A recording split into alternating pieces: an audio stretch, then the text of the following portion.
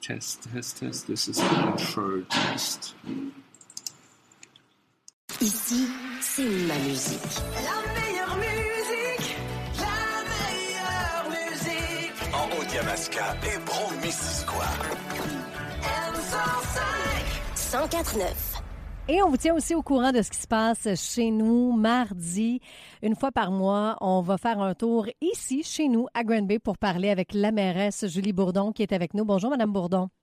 Bonjour. Parlons tout d'abord de... Là, Trump, à tous les jours, on en parle. On sait qu'il y a des impacts sur notre économie qui vont peut-être justement nous toucher. Quelles sont les actions de la Ville concernant ces tarifs américains et comment ça va nous toucher concrètement, vous pensez?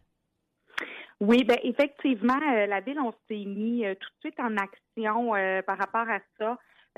Donc, on a lancé déjà la semaine passée un sondage auprès des entreprises pour être en mesure vraiment d'avoir le pouls des besoins. Hein, parce qu'on sait, dans notre parc industriel, il y a plusieurs entreprises qui font affaire avec qui exportent aux États-Unis. Donc, on est allé chercher vraiment des données pour être en mesure de bien agir. Puis, par la suite, on a mis en place un comité de vigie qui se rencontre à tous les lundis avec la Chambre de commerce Tourisme Granby Région, le CAE et Granby Industriel, ainsi que la MRC et la Ville, bien entendu. Donc, on se rencontre puis on se parle des différents développements. Et chacune des organisations travaille des plans d'action dans leur domaine précis. Donc, nous, notre rôle, ça va être de remettre ça tout le monde ensemble, s'assurer qu'il n'y ait pas de dédoublement et s'assurer qu'on n'échappe personne. Là. Donc, ça va être à suivre, évidemment, parce qu'à chaque jour, il y a quelque chose de nouveau qui pop. Il est difficile à suivre un petit peu. Effectivement.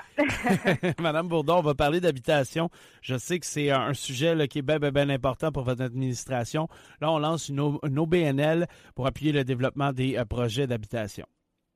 Oui, donc Corporation Action Logement Granby, un OBNL qui a été lancé, qui est un OBNL indépendant de la Ville.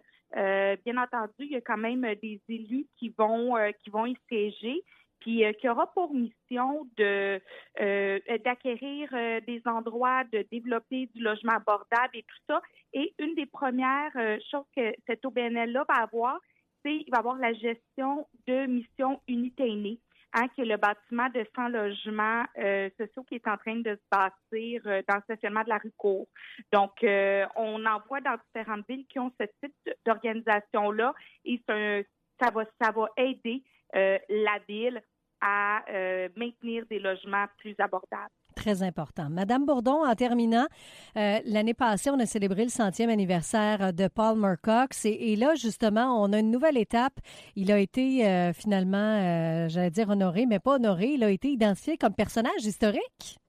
Oui, premier personnage historique qui a été de Granby. En fait, effectivement, ça fait 100 ans que Paul Murcox est décédé. L'an passé, il y a eu plein d'événements qui ont eu lieu, financés entre autres par la Ville de Granby, en collaboration avec des culturels communautaires, avec la Société d'histoire. Et c'est important pour nous de mettre en valeur ce personnage-là et de venir officiellement le qualifier de personnage historique à Granby.